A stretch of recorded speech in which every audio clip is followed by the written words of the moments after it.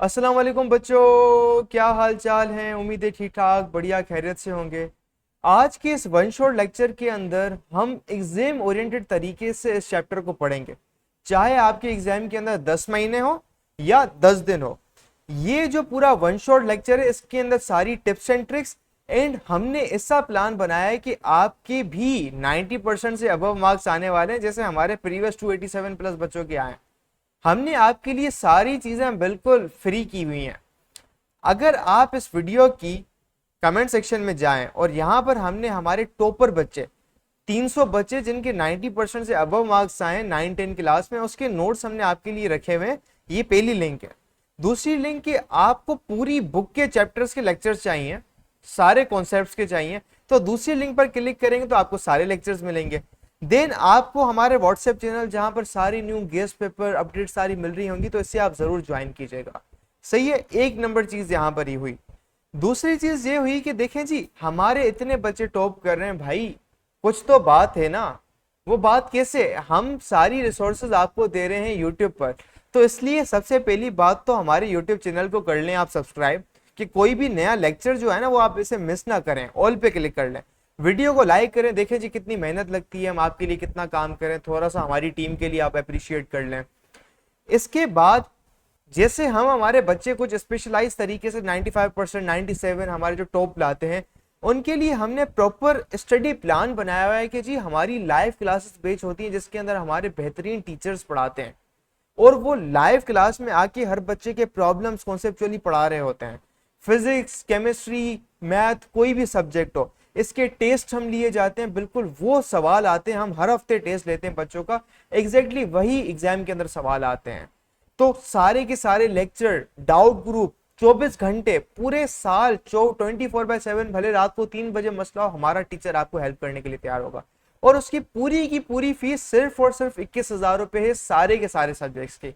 तो जी अगर आपको भी मसला आ रहा है कि जी हम तैयारी कैसे करें, कोई मेंटोर होना चाहिए कि जो हमें बताए कि एक अलिफ बे पे ते करके समझाए कि सर मार्क्स कैसे लाने हैं, तो हमने हमारे पाकिस्तानी बच्चों के लिए ये चीज बहुत कर ली। अगर आप भले फॉरेन से हो, पाकिस्तान से हो, अगर आपको बिल्कुल वीआईपी लेवल की चीज चाहिए, मेंटोरशिप चाहिए और लाइव क्लासेस के अंदर कॉन्सेप्चुअल चीजें करनी है और एग्जाम्स के अंदर गारंटेड मार्क्स चाहिए, अभी हमें इस व्हाट्सएप नंबर पे मैसेज करें और हम आपको बेच के अंदर ऐड कर लेते हैं। एंड सबसे इंटरेस्टिंग बात यह है कि आप 2 दिन तक पूरी अमाउंट को रिफंड कर सकते हैं। And that's the whole logic here. तो अभी हम चलते हैं हमारे चैप्टर की तरफ, जिसके अंदर हम सारे के सारे concepts and tips and tricks को समझते हैं। हमने सारी इसके अंदर इस चैप्टर के अंदर हमने पढ़नी है। अब हम आते हैं अपने टॉपिक की तरफ, that is specific heat capacity. Specific heat capacity or specific heat of a material is the amount of heat absorbed or lost to change the temperature of 1 kg of a substance by 1 degree or 1 Kelvin।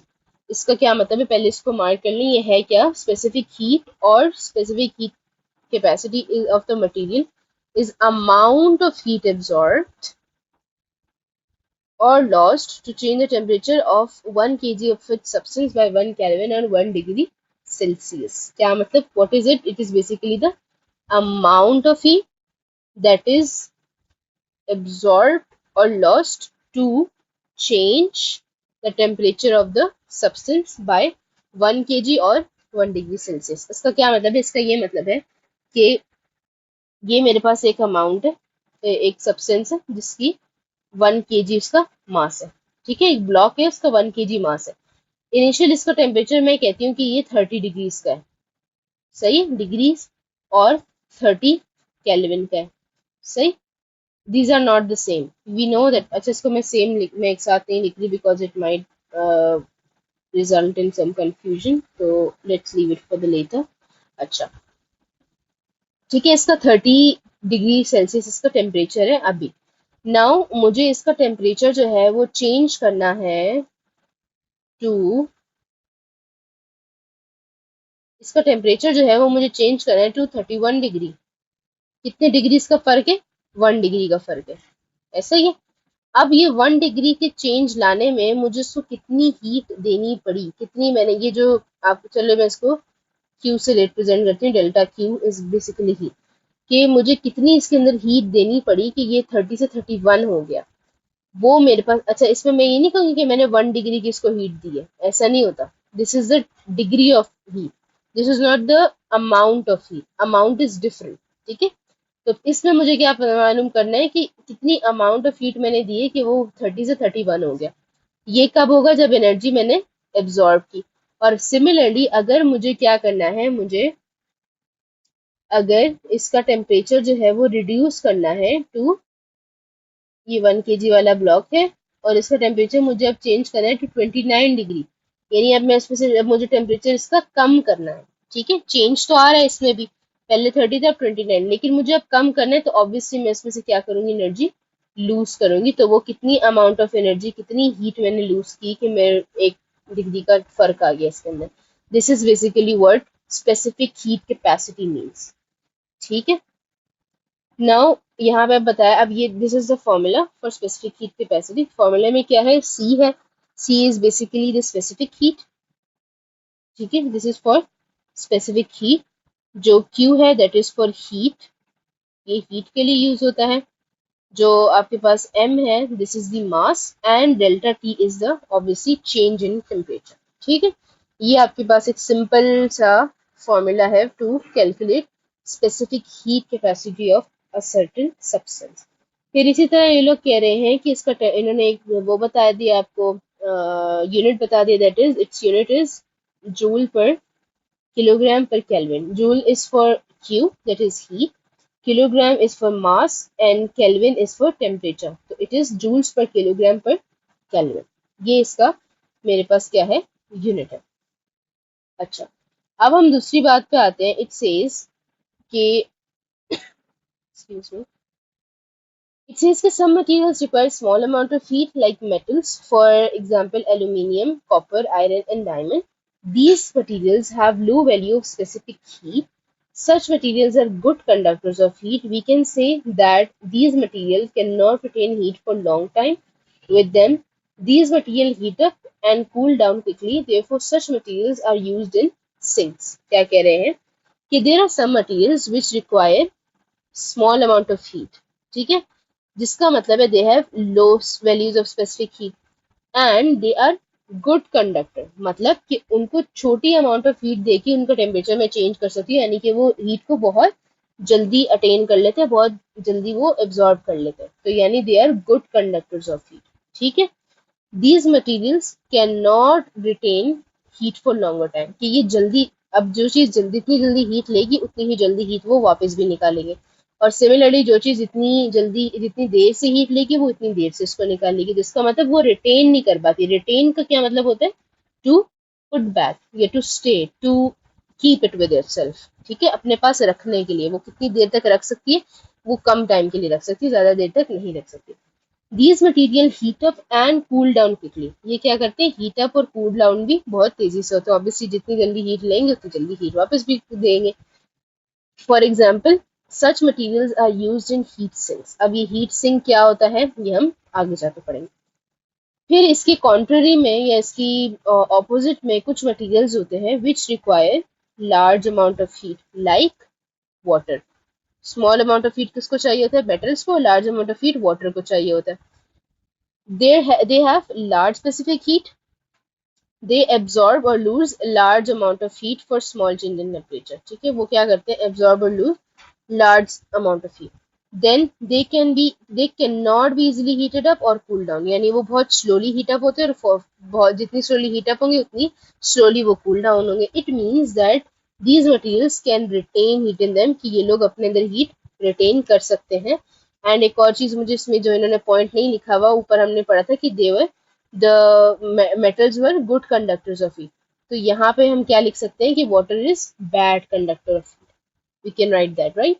अच्छा, उसके बाद examples में आ रही है, this these materials are used for controlling the temperature, used for controlling the temperature of controlling the temperature in different devices. For example, water has large specific heat, therefore it uses car as engine coolant. अब what is this? हमने ये तो हमने कभी भी नहीं पढ़ा, ये क्या होता है? इंजन कूलेंट को मतलब क्या, मतलब आप ऐसा कूलर इसको ठंडा करने के लिए यूज कर रहे हैं।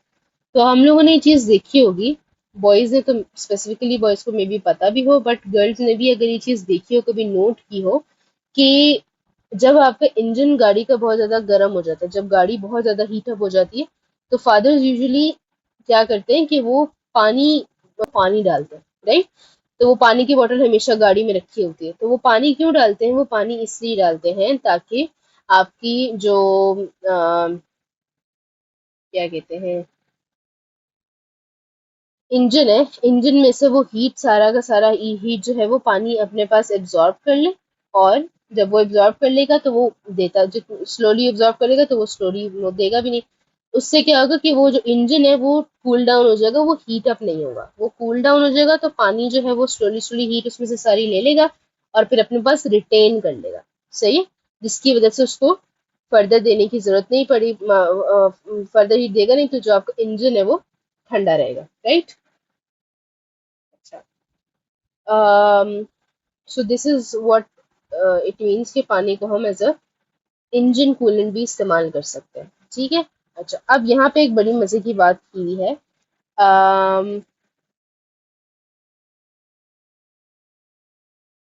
ओके, अब ये पूरा इसमें जो यहाँ से लेके यहाँ तक की सारी बात जो लिखी हुई है, यहाँ से लेके यहाँ तक जो सारी बात लिखी है, इसको मैं आपको इजी वर्ड्स में समझाती हूँ, देन विल रीड इट। ठीक है। अच्छा, होता क्या है कि जब आपके पास,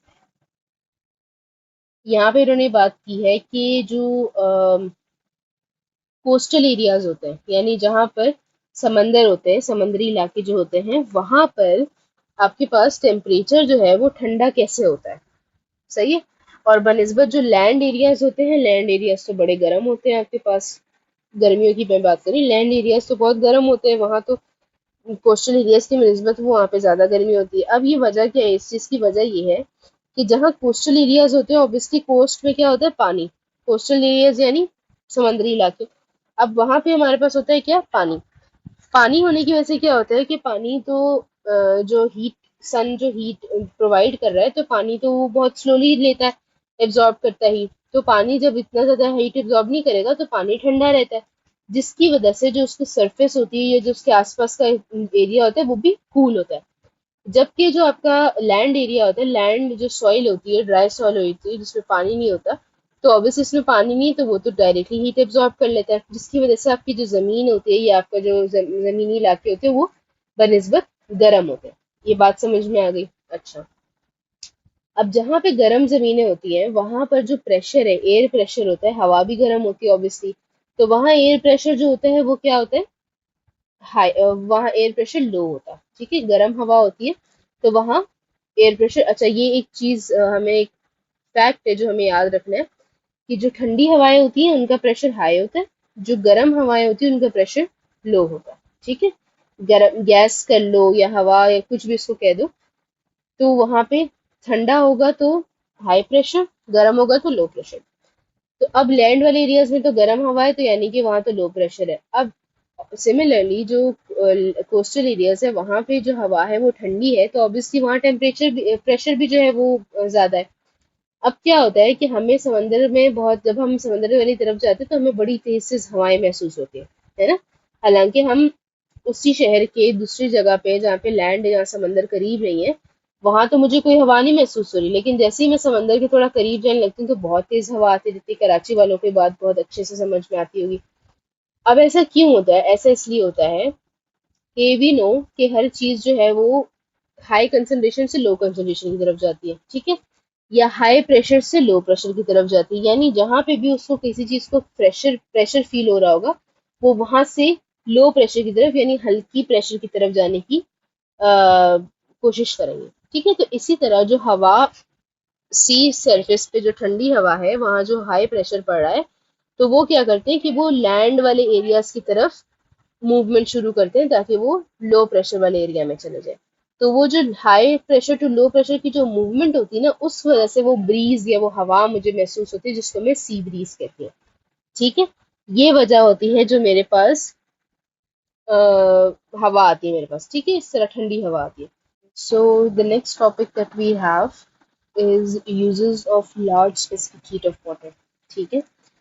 नाउ वी अभी हमने ऊपर क्या स्टडीज किया था कि जो वाटर होता है उसकी स्पेसिफिक हीट कैपेसिटी जो है वो काफ़ी हाई होती है, बड़ी वैल्यू होती है, लार्ज अमाउंट ऑफ हीट उसको चाहिए होती है. ठीक है. अब ये इसके हमारी डेली लाइफ में क्या फ़ायदे हैं, हम इस चीज़ को देख रहे हैं. इससे पहले मैं इस टेबल को अगर देखती हूँ तो इस टेबल में मेरे पास डिफरेंट मटेरियल की स्पेसिफिक हीट कैपेसिटी उन्होंने मुझे दी हुई है.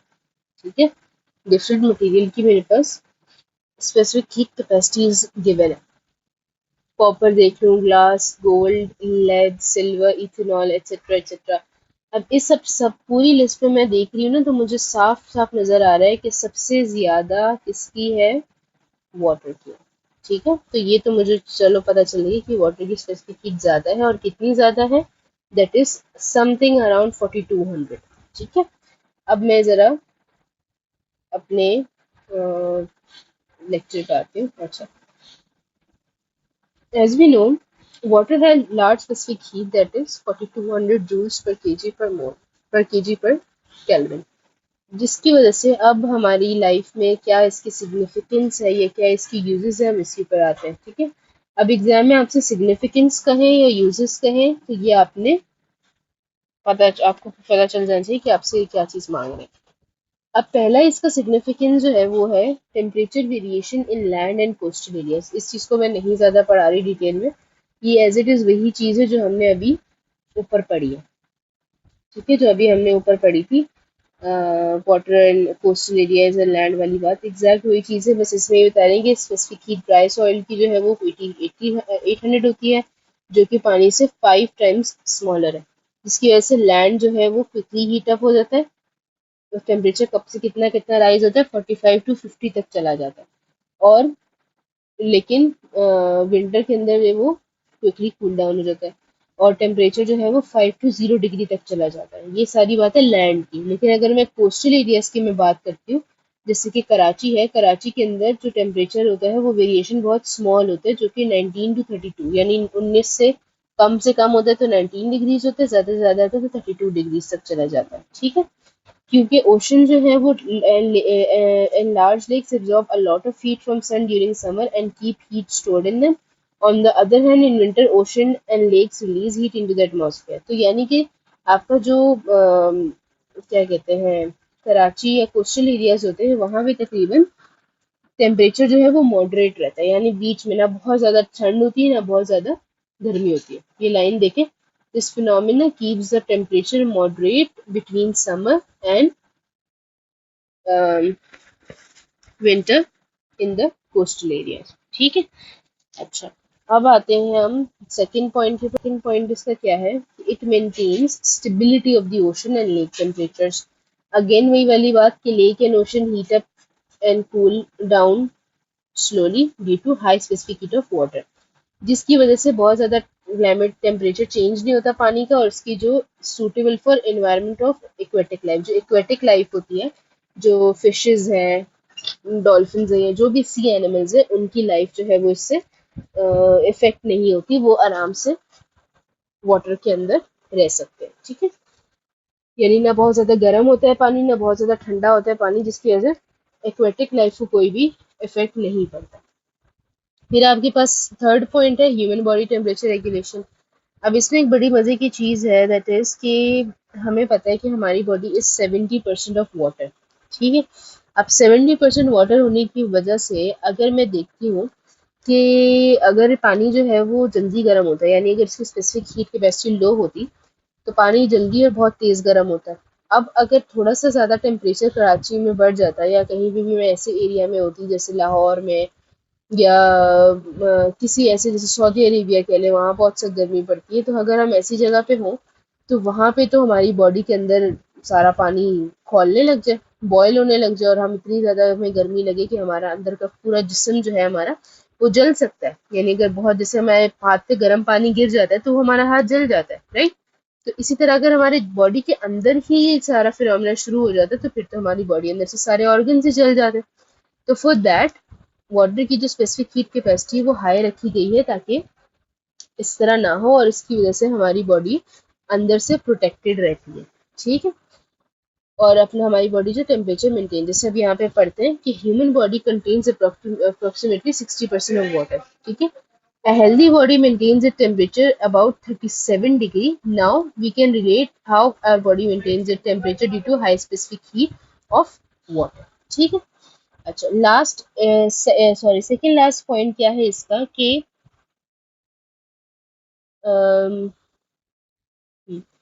Cooling system and heat exchangers, ठीक है। अब कूलिंग सिस्टम जो मैंने ऊपर गाड़ी वाली बात की थी, यहाँ पे सेम वही वाली बात उन्होंने की है। Water is use as coolant in power plants in different industry process and cooling system of automobile radiator। Automobile किसको कहते हैं? ऑटोमोबाइल जो है वो हम कार्स को कहते हैं, ठीक है। गाड़ियों को या कोई भी जो व्हीकल्स होते हैं वो ऑटोमोबाइल्स होते हैं, ठीक है।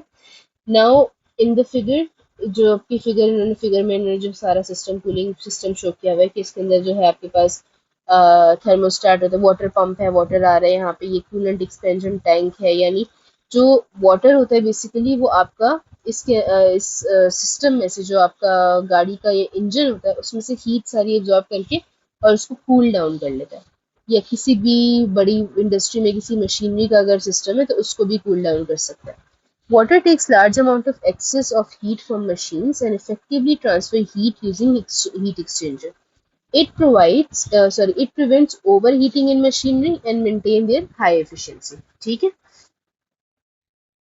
maintain their high efficiency, ये सारी बातें हम कर चुके हैं। Then we have cooking process. अब कुकिंग प्रोसेस में water is good for cooking because of its high specific heat. क्या मतलब हुआ इस बात के? इस बात का ये मतलब हुआ कि जो अगर हमने देखी हो घर में, अगर आपने घर में एग्जांपल होती है सबकी कि जब खाना पक रहा होता है तो कभी कभी ऐसा होता है कि खाना लगने वाला होता है तो मम्मी फौरन से कहती है कि इसमें थोड़ा सा पानी डाल ताकि जले ना, राइट। अब पानी डालने से जलने का क्या ताल्लुक है? जलने का ये ताल्लुक है कि जब पानी में डालती हूँ तो पानी की वजह से जो पूरा सालन होता है उसकी हीटिंग कैपेसिटी थोड़ी सी हाई हो जाती है, जिसकी वजह से वो जल्दी हीट नहीं होता। जल्दी हीट होने की वजह से वो जलता नहीं है, तो वो थोड़ी देर खाना पकता है और अच्छे से फिर पक जाता है, ठीक है। तो इस वजह से water is good for cooking because of its high specific heat. It heats up slowly and distribute heat evenly, तो स्लोली भी होता है और सारी पूरी जहाँ जहाँ ये फैला होता है वहाँ सारी जगह हीट अच्छे से डिस्ट्रीब्यूट हो जाती है। Ensures food cooking without burning. Hot drinks like tea and, अच्छा यहाँ तक बात समझ में आ गई, ठीक है। अब ये क्वेश्चन है कि hot drinks like tea and coffee stay hot for long time, can you explain why? अब ऐसा क्यों होता है? क्योंकि मुझे पता है कि चाय में भी पानी इस्तेमाल होता है और कॉफ़ी में भी पानी इस्तेमाल होता है, राइट। अब दोनों चीज़ों में पानी है जिसकी वजह से उनका स्पेसिफिक हीट कैपेसिटी हाई है, जिसकी वजह से ये ज़्यादा टाइम तक हीट अप रहते हैं because they retain heat, because उनकी स्पेसिफिक हीट कैपेसिटी हाई है तो इसलिए उनकी हीट रिटेंशन टाइम भी ज़्यादा है, ठीक है। क्या चीज़ ज़्यादा है? हीट रिटेंशन टाइम, यानी वो लंबे टाइम तक हीट अप रह सकते हैं। सिंपल इसका ये आंसर है। फिर आपके पास एक ये न्यूमेरिकल आ रहा है, इसी एग्जांपल हम देख लेते हैं। एक कह रहे हैं कि 200 gram sample of a solid metal is heated from 25 to 75 degrees. क्या कह रहे हैं कि 200 ग्राम सैंपल, अब 200 ग्राम है, ठीक है। अच्छा हम इसको ना एक मैं तरीका बताती हूँ हम कैसे सॉल्व कर सकते हैं किसी भी न्यूमेरिकल को, या किस तरीके से इजीली हम इसको जज कर सकते हैं कि भाई इसमें क्या फॉर्मूला यूज होगा। कोई head to hard and fast कोई रूल्स नहीं है इसके, बड़े सिंपल होते हैं, लेकिन हम कुछ मिस्टेक्स कर जाते हैं जिसकी वजह से हमें लगता है कि ये हमें न्यूमेरिकल्स नहीं आता, ठीक है। मैं जैसे जैसे पढ़ रही हूँ वैसे वैसे डेटा बना रही हूँ। कैसे? 200 ग्राम सैंपल, अब मुझे पता चल गया, मैं आगे अभी तक मैं नहीं गई, 200 ग्राम से ही मुझे पता चल गया कि अच्छा ये क्या जो भी है ये किसी चीज का मास गिवन है, पता चल गया। अब मैं आगे जाती हूँ। Of a solid metal is heated from 25 to 75। अब तो इन्होंने मुझे यहाँ पे सेंटीग्रेड तो मुझे पता चल गया टेम्परेचर है, लेकिन यहाँ पे तो दो टेम्परेचर है। तो ये मुझे पता चल रहा है कि दिस इज के it is heated from 25 to 75, यानी कि वो पहले उसका ये टेम्परेचर T1 है कि वो पहले 25 था, देन वो T2 यानी कि 72 में कन्वर्ट हो गया, ये चेंज हो गया 72 तक, वो उन्होंने उसको टेम्परेचर बढ़ा दिया। तो अगर मैं देखती हूँ, मेरा थोड़ा सा दिमाग चलता है, तो मुझे पता है कि ये हम जिसकी बात कर रहे हैं, this is basically delta T. यहाँ से मुझे डेल्टा टी निकालना है, कैलकुलेट करना है, जो मैं ऐसे कैलकुलेट करूंगी। डेल्टा टी कैसे कैलकुलेट करते हैं? डेल्टा टी जो है वो T2 माइनस T1 से कैलकुलेट होता है, राइट। तो मैं T2 माइनस T1, T2 को मैं से माइनस कर दूंगी T1 को, तो मेरे पास क्या चीज़ आ जाएगी? डेल्टा टी आ जाएगा। अच्छा, देन इफ यहाँ पे मेरे पास अभी दो चीज़ें आ गई। Then if 33,500 joules of heat energy, simple उन्होंने मुझे वर्ड्स में बताया हुआ है कि this is what, this is heat energy या क्यू। ऊपर हमने फॉर्मूले में पढ़ा था कि क्यू से हम रिप्रेजेंट करते हैं हीट को, तो ये जो 3500 जूल्स है ये बेसिकली क्यू की बात कर रहे हैं। Raise to the temperature of the metal, what is the specific heat of the metal, और मुझसे क्या मांगे? Specific heat. स्पेसिफिक हीट को हम किससे डिनोट करते थे? हम इसको सी से डिनोट करते थे, राइट। अब आपने ये कर लिया, अब आपने क्या किया? सिंपल, आपके पास m है, डेल्टा t है, q है, आपसे c मांगा है, फौरन से आपके दिमाग में क्लिक हो जाना चाहिए कि ये c is equal to q upon m delta t वाला फॉर्मूला। q पता है, m पता है, डेल्टा t आपने कैलकुलेट कर लिया, वैल्यूज पुट की, आपने उसको कैलकुलेट किया। अच्छा, एक चीज का ख्याल रखना है कि वी नो कि हम लोग फिजिक्स में हमेशा मास जो है वो केजीज में लेते हैं, तो मुझे ग्राम से केजीज में कन्वर्ट करना आना चाहिए। 200 ग्राम से मुझे केजी में जाना है, राइट।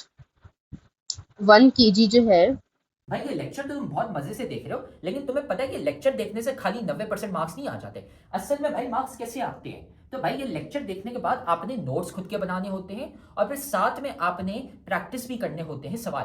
भाई ये हमारा फेवरेट कोट है, 90% marks don't come from just hard work, they come from consistency, smart strategy and proper revision. भाई स्मार्ट तरीके से पढ़ो, स्मार्ट तरीका ये हमने आपको बताया हुआ है, तो साथ में हम आपको तरीका भी नहीं बता रहे, साथ में हम आपको दे रहे हैं भाई नोट्स। जाओ कमेंट सेक्शन में, नोट्स में से आपको मिल जाएंगे भाई उन बच्चों के नोट्स। 300 बच्चे थे जिनके 90% ज्यादा मार्क्स आए थे, उनके नोट्स वहां पे पड़े हुए, लेकिन साथ में उधर नीचे हमने आपको सवाल भी दिए हैं प्रैक्टिस के लिए। ये यहाँ पे पूरी गूगल शीट पड़ी हुई है भाई, यहाँ से जाके सवाल प्रैक्टिस करो। खाली ऐसा कुछ नहीं होता कि हाँ हम लेक्चर देखेंगे हमारे मार्क्स आ जाएंगे, नहीं भाई, नोट्स पढ़ने होते हैं और साथ में इनकी प्रैक्टिस भी करनी होती है सवालों की। इज इक्वल टू 1000 ग्राम है, ठीक है। अब ये चीज मेरे पास ग्राम है, मुझे 1 केजी में जाना है, तो मुझे ये पता है कि जब भी मैं बड़े से छोटे में जाती हूँ तो मुझे क्या करना होता है? डिवाइड करना होता है। तो यानी कि मैं इस 200 को डिवाइड कर दूंगी, 200 को मैं डिवाइड कर दूंगी 1000 से, तो मेरे पास क्या आ जाएगा? 0.2 kgs, ठीक है। फिर मैंने इसको कन्वर्ट करना है लाजमी से, उसके बाद मैंने वैल्यूज वगैरह पुट की और ये मेरे पास इसका आंसर जो है वो आ गया। ओके, सही। अब हम नेक्स्ट वाले पे बढ़ते हैं। यहाँ पे एक और है, यहाँ पे क्या है कि यहाँ पे भी सेम चीज़ ही आपको सेम ही तरह का न्यूमेरिकल है। इसमें ये आप लोगों ने खुद ही करना है, बस इसके अंदर सिर्फ एक चीज़ थोड़ी सी न्यू है, वो ये है कि इसमें इन्होंने स्पेसिफिक हीट कैपेसिटी दी हुई है और क्या पूछा हुआ है, इन्होंने आपसे हीट पूछी हुई है कि हीट कितनी यूज हो रही है, अमाउंट ऑफ हीट पूछी हुई, यानी कि क्यू आपसे पूछा हुआ है और सी आपको गिवन है, ठीक है। फिर इसी तरह 1/2 किलोग्राम सैंपल यानी कि 0.5 किलोग्राम, तो यानी आपके पास मास भी गिवन है, आपके पास चेंज इन टेम्परेचर भी आप कैलकुलेट कर सकते हैं। सिंपल आपने वैल्यूज पुट करनी है और आंसर आपके पास आ जाएगा। ठीक हो गया, यहाँ तक जो है वो हम लोगों ने ये समझ लिया कि हम इसको न्यूमेरिकल्स में ये फॉर्मूला जो हमारे पास है C = Q upon M delta T, इसको मैंने किस तरीके से पुट करना है। ठीक हो गया। Okay, so our next topic is measurement of specific heat of solids and liquids. ठीक है, okay. So now अभी तक we studied कि what is specific heat. Now we'll see कि how can we measure this of different solids and liquids. There are different experiments which can be used to determine the specific heat of solids and liquids. The most common methods are two, which is method of mixtures and electrical heating method. अब हम पढ़ते हैं इससे से कि ये दोनों में है क्या वजह, what is the difference between them, ये दोनों किस लिए यूज किए जाते हैं, इनको हम पढ़ें। हम क्या करें, बेसिकली हम लिक्विड्स और सॉलिड्स की स्पेसिफिक हीट कैपेसिटीज निकालने के मेथड्स डिस्कस कर रहे हैं। अच्छा, सबसे पहला method that is the method of mixtures. The experiments for measurement of unknown specific heat of solids and liquids by method of mixtures are discussed below. कैसे करेंगे हम उसको अब हम जरा नीचे पढ़ते हैं कि ये मेथड ऑफ मिक्सचर बेसिकली मतलब क्या रखता है या what it really is. Measurement of unknown specific heat of solid heat capacity of solids. This method uses a calorimeter to determine heat capacity. क्या करता है, इस मेथड में हम कैलोरीमीटर यूज करते हैं to determine heat capacity. In this method, when hot sample, calorimeter basically एक इस तरह की डिवाइस होती है जो कि मास का डिफरेंस आपके पास शो करता है, ठीक है, कितना मास चेंज हुआ या कितना क्या कहते हैं, एक तरह का कैलोरीमीटर आता है जो मास को करते हैं, एक आता है जो टेम्परेचर को भी डिटरमाइन करता है या नोट करता है कि कोई चेंज आ रहा है टेम्परेचर में या नहीं उस चीज को भी, ठीक है। अभी हम देखते हैं कि ये किस तरह का कैलोरीमीटर है। In this method when a hot sample, example a solid, is added to water in a calorimeter, एक वाटर है आपका, कैलोरीमीटर में वाटर है, उसके अंदर आपने उस सॉलिड टेम्परेचर को, सॉलिड जो भी आपकी चीज है उसको आपने वाटर में डाल दिया in the calorimeter. heat is exchanged between them as well as calorimeter. अब क्या होता है कि सॉलिड से वाटर में हीट गई, हीट से सॉलिड से जो हीट है वो वाटर में गई और वाटर से हीट जो है वो कैलोरीमीटर में ट्रांसफर हो गई, सही है। यानी कि समझो कि ये इस तरह से कोई डिवाइस है, समझो कि ये कैलोरीमीटर है, ठीक है, इसके अंदर जो है वो पानी है। इस पानी के अंदर मैंने वो कोई भी जो सॉलिड का मैंने ब्लॉक था वो मैंने पानी के अंदर रख दिया। अब उसकी वजह से क्या हुआ, इस सॉलिड का जो बीच में से येलो ब्लॉक है ये हमारे पास वो सॉलिड का ब्लॉक है। अब क्या हुआ कि इस सॉलिड में से जो हीट है वो ट्रांसफर हुई पहले वाटर के अंदर, फिर वाटर से जो हीट है वो ट्रांसफर हुई कैलोरीमीटर के अंदर, और फिर जहां भी कोई स्केल या कुछ लगा होगा उस पे मेरे पास रीडिंग आ जाएगी, ठीक है। अच्छा, then heat is exchanged between them as well as calorimeter. From the law of conservation of energy, law of conservation of energy क्या कहता है, the heat lost by the, अब ये law को देखें, the heat lost by the hot bodies will be equal to the heat gained by the cold bodies. Obviously, conservation means कोई चीज change नहीं हो रही, यानी कि वो चीज equal है in start and in the end. What is equal? The heat is equal. मतलब कि जो जितनी हीट हॉट बॉडीज ने लूज की वही हीट कोल्ड बॉडीज ने गेन की होगी, ऑब्वियसली, सही है, मतलब कि कहीं लॉस नहीं हुआ हीट का, जितनी हीट बॉडी ने दी है, हॉट बॉडी ने गिव की है या दी है, उतनी ही हीट कोल्ड बॉडी ने गेन की है, ठीक है, तो यानी कि कंजर्व है energy. Then we form the equation after measuring the change in temperature of the water in calorimeter and masses of the substance. देखा, मासेस और टेम्परेचर दोनों की यहाँ पे बात हो रही है, तो हम फिर क्या करेंगे कि हम चेंज देखेंगे कि दोनों के टेम्परेचर्स में और मासेस में कितना फर्क आया। After careful analysis we can calculate the specific heat of the sample. Simple. अब यहाँ पे आपके पास जो apparatus है वो क्या है, बंसन बर्नर है, बंसन बर्नर और हॉट प्लेट, बंसन बर्नर और हॉट प्लेट। अच्छा, कैलोरीमीटर जो है वो इसके अंदर एक डिवाइस होती है, आप किसी कंटेनर को कह लें या इसके अंदर आप एक वो कर लें, एक मिनट, डिवाइस कह लें या इसके अंदर एक समझे कि एक थर्मोमीटर इस तरह से लगा हुआ है, ठीक है।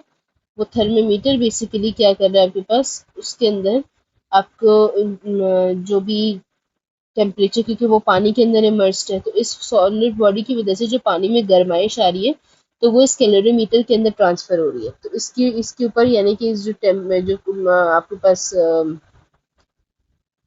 थर्मामीटर है, इसके ऊपर कहीं जाके ऊपर आपको रीडिंग शो हो रही होगी कि कितना जो है इसका टेम्परेचर रेज हुआ, तो यहाँ से आप इसको आइडेंटिफाई कर सकते हैं। सही।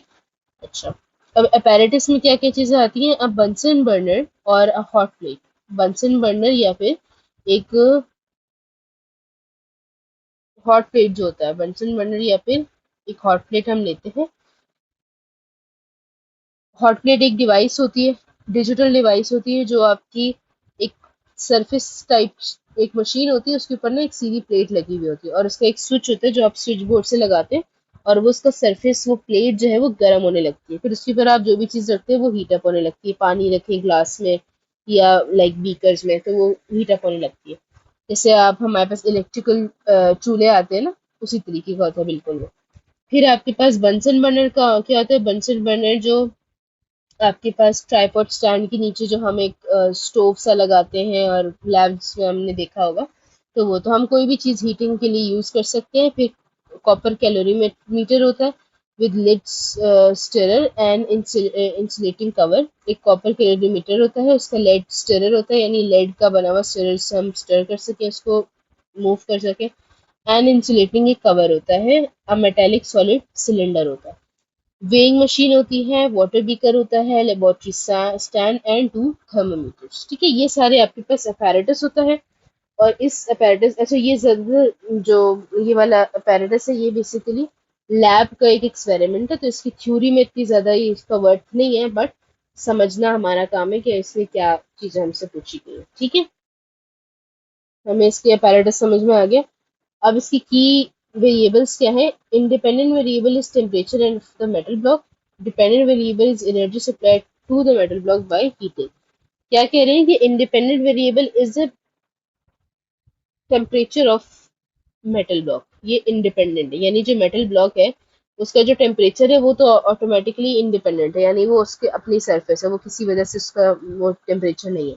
लेकिन डिपेंडेंट वेरिएबल की जब मैं उस मेटल ब्लॉक को हीट करूंगी, तो अब जो उसके अंदर जो टेम्परेचर आएगा वो जितनी हीट दूंगी उससे उस पर डिपेंड करेगा, तो ये डिपेंडेंट हो गया एक तरीके से। ठीक है।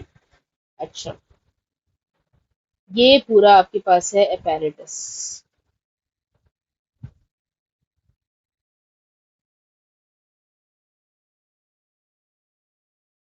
अच्छा, एक मिनट।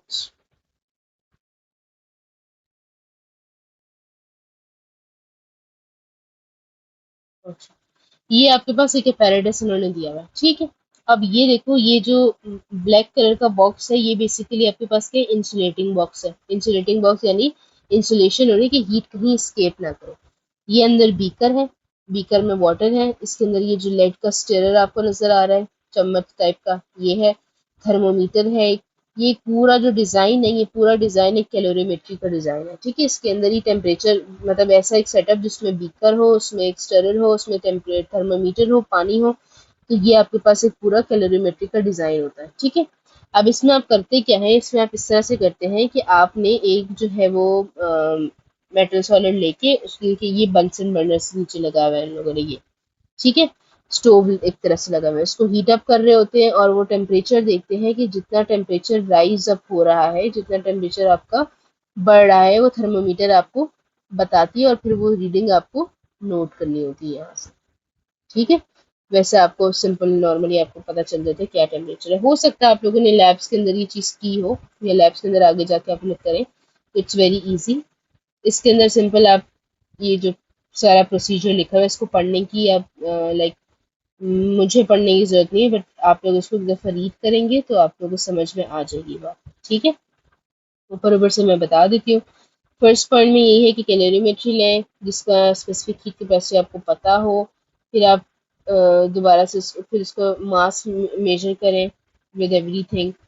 फिर ये सारे हैं लैब प्रोसेसेस, ये this is not included in your theory. सही है, तो ये लैब प्रोसेसेस हैं, तो इसको आपने लैब के हिसाब से इसको देखना है। लैब में बेसिकली लैब में के लिए दिस इज इम्पोर्टेंट। फिर आपने मासेस देखे, फिर आपने वही थर्मोमीटर्स वगैरह पुट किए, आपने उसको बॉईल करना शुरू किया, आपने उसको हीट अप किया, टेम्परेचर रेज हुआ, आपने उसको नोट किया, और आपने इसके जो भी स्पेसिफिक हीट कैपेसिटी और मास में जो चेंजेस आ रही है वो करके आपने सिंपल इसका टेम्परेचर निकाल दिया। ठीक है, अच्छा,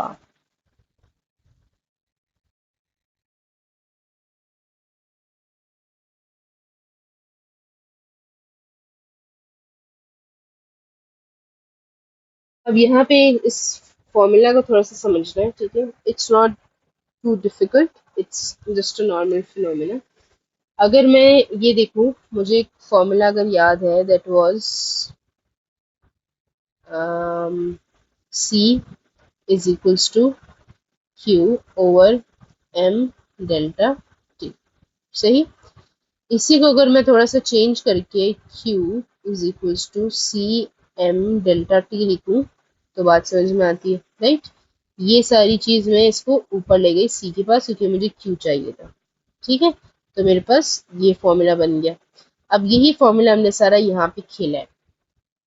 सबसे पहले हीट लॉस बाय सॉलिड, कि सॉलिड ने हीट कितनी लॉस की, heat gain by water in calorimetry.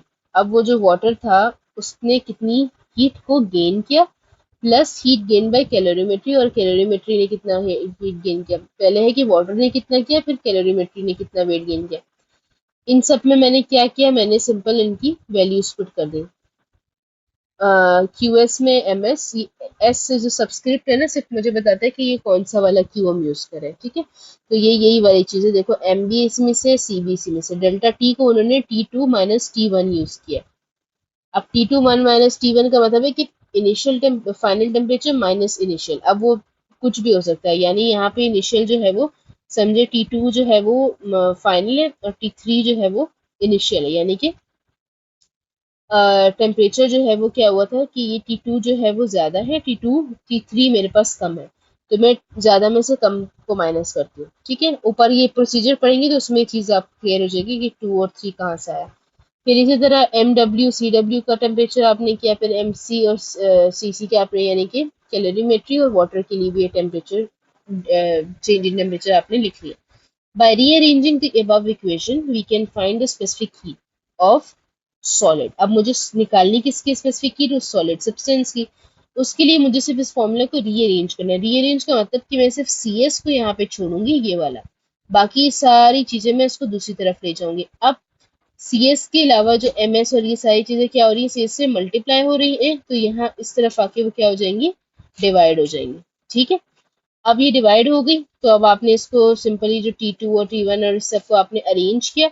Arrange करने के बाद क्या हुआ आपके पास कि ये फॉर्मूला बन गया। इसमें आपने सिंपल वैल्यूज पुट करनी है, जिसकी वजह से आपके पास CS की वैल्यू आ जाएगी, ठीक है। जिससे आप CS क्या है, बेसिकली उस सॉलिड का स्पेसिफिक हीट कैपेसिटी है, जिसको आपको फाइंड आउट करनी है, ठीक है। अच्छा,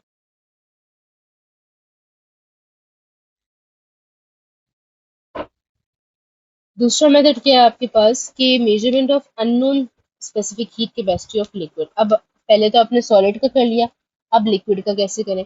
to measure the unknown specific heat of liquid we follow the same procedure. Same procedure है, कोई डिफरेंस नहीं है, but in this experiment we take solid of known specific heat but liquid of unknown. अब क्या हुआ, पहले हमने जो लिक्विड लिया था वो नोन था, लेकिन सॉलिड अननोन था। यहाँ पे मैंने क्या किया कि लिक्विड को नोन लिया है, लिक्विड अननोन लिया है, लेकिन सॉलिड नोन है। एक चीज नोन होनी चाहिए, दूसरी चीज फिर अननोन को हम फाइंड आउट कर सकते हैं, ठीक है। Same experiment is perform to make sure. अच्छा, इसमें मैंने क्या किया, सॉलिड की स्पेसिफिक हीट नोन है बट लिक्विड की अननोन है। Same experiment is performed to measure the unknown specific heat of the liquid. From the experiment, law of conservation can be written as, अब as it is आपने लिखी। अब इसमें आपको find out किस चीज को करना है, फाइंड आउट आपको लिक्विड का करना है। तो लिक्विड के लिए Cl, यानी अब आपको Cl निकालना है। Cl के साथ बाकी सारी चीजें आपने दूसरी साइड पे ले जाएंगे और सिर्फ Cl आप निकाल लेंगे, ठीक है। इसके लिए करें क्या कि पहले ये जो चीज है यहाँ प्लस हो रही है, इसको मैं दूसरी तरफ ले जाऊंगी यहाँ इसके साथ, तो ये माइनस हो जाएगी, सही। फिर वैसे ही जैसे पिछले में किया था कि C1 को छोड़ के M और ये डेल्टा T को मैंने यहाँ नीचे शिफ्ट कर दिया, जो कि ये रहा। और आपके पास Cl की वैल्यू आराम से यहाँ से निकल आएगी, ठीक है। अच्छा, अब ये एक एग्जांपल हम देख लेते हैं।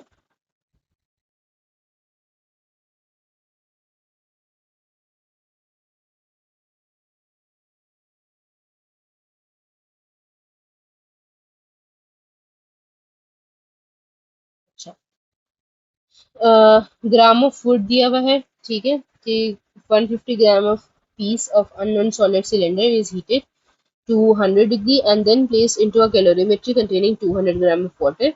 वाटर का आपको मास दिया हुआ है, आपको सॉलिड का मास दिया हुआ है, टेम्परेचर आपको दिया हुआ है, कैलोरीमेट्री का मास दिया हुआ है, आपको टेम्परेचर दिया हुआ है, सारे मासेस आपको दिए हुए हैं, आपको सारे टेम्परेचर्स गिवन है, आपको जो है वो स्पेसिफिक हीट आपको वाटर का पता है। आपने सिंपल क्या किया है, आपने स्पेसिफिक हीट ऑफ जो भी सॉलिड सिलेंडर आपको दिया था उसको आपने फाइंड आउट करना है। सारे एक ऑटोमेटिक बिल्कुल एग्जैक्ट वैसे ही जैसे ऊपर गिवन है आपको, ठीक है,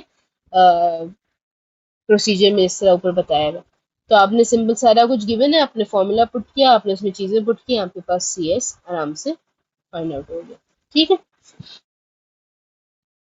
ये देखिए ये सारा आपने पुट किया इसको और ये चीज हो गई।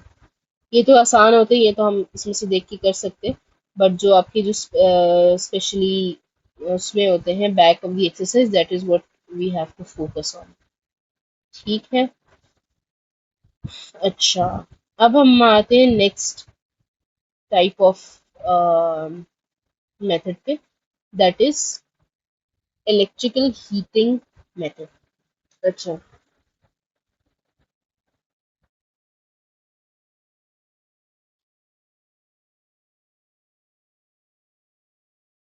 now what is electrical heating method?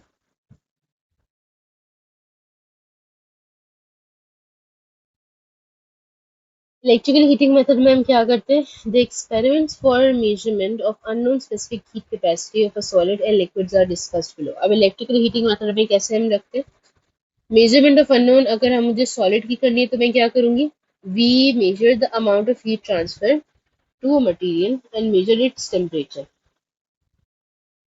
ठीक है, measure its temperature, measure its temperature change.